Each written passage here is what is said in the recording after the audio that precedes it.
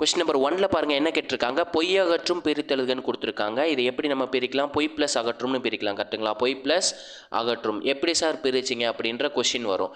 இதுக்கு ஒரு புணர்ச்சி விதி இருக்குங்க. என்ன விதினா, தனிக்குறில் முன் ஒற்று உயிர்வரின் இரட்டும்ன்ற விதிங்க.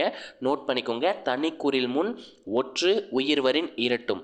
தனிக்குறில்னா என்ன சார் அப்படின்னு கொஸ்டின் வரும். போங்கிறத நம்ம எப்படி பிரிக்கலாம், இப்பு கூட்டல் ஓன்னு பிரிக்கலாம். ஓன்ற எழுத்து என்ன எழுத்து, குறில் எழுத்து. இப்பு கூட்டல் ஓ போ. இந்த போன்றது அப்போது குறில் எழுத்தாக தான் இருக்க முடியும். என்ன குறில், தனியான ஒரே ஒரு தனியாக இருக்குது, அதனால இதுக்கு பேர் தனிக்குறில். தனிக்குறில் அடுத்து ஒற்றெழுத்து. ஒற்றுங்கிறது ஒன்றும் இல்லை, மெய்யெழுத்தை தான் ஒற்றெழுத்துன்னு சொல்லுவாங்க. மெய்யெழுத்து வந்திருக்கணும். அதுக்கு அடுத்து வர்றதில் உயிரெழுத்து இருக்கணும். இந்த ஸ்டார்டிங் வேர்டில் உயிரெழுத்து இருந்துச்சுன்னா இந்த பொய் அகற்றுமை எப்படி மாற்றலாம்னா, இந்த ஈ வந்து இரட்டுங்க. இந்த எண்டில் இருக்க மெய்யெழுத்து வந்து இரட்டும்னு சொல்கிறாங்க. இந்த ஈய 2 டைம் எழுதியிருக்கோம், ப்ளஸ் அகற்றும்னு எழுதலாம். ஓகேங்களா?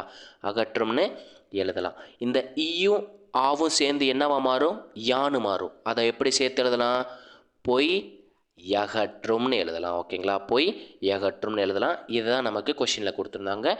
ஸோ என்ன விதி, விதியை மட்டும் நோட் பண்ணிக்கோங்க. தனிக்குறில் முன் ஒற்று உயிர்வரின் இரட்டும். ஒற்றெழுத்து, தனிக்குறிலுக்கு முன்னாடி ஒற்றெழுத்தும் அதுக்கு முன்னாடி உயிரெழுத்தும் வந்துச்சுன்னா இரட்டும். அந்த ஒற்று வந்து இரட்டும்ன்றது அர்த்தங்க. ஓகேங்களா? நம்ம வீடியோ பிடிச்சிருந்துச்சு லைக் பண்ணுங்கள், ஷேர் பண்ணுங்கள், கமெண்ட் பண்ணுங்கள். முக்கியமாக நம்ம சொல்லியிருந்த கான்செப்ட் வந்து உங்களுக்கு புரிஞ்சுன்னா லைக் பண்ணிவிட்டு கமெண்ட்டில் ரெட் ஆட் கொடுத்துருங்க.